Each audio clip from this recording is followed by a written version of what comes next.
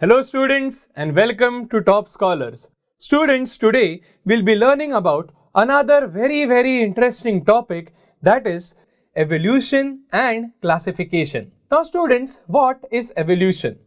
What occurred during the ages since the development of organisms was that different kinds of living organisms evolved from the earlier forms. For example, the very first creatures were belonging to kingdom Monera. Then came kingdom Protista, and from Protista there was the evolution of three separate kingdoms: fungi, plantae and animalia. Now students, both evolution and classification are very closely interlinked. So now let us study about evolution further.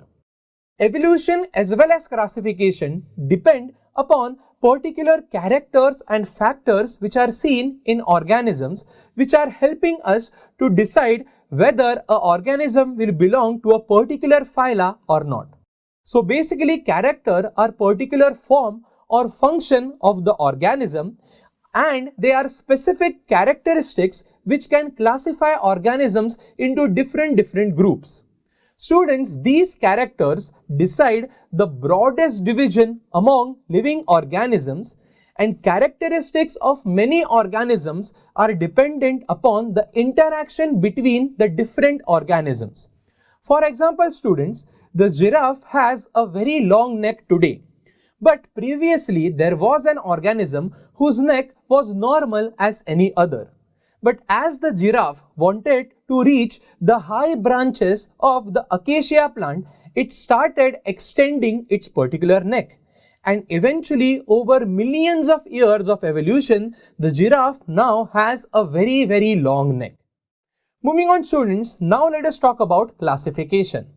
As mentioned before, evolution and classification are very closely related.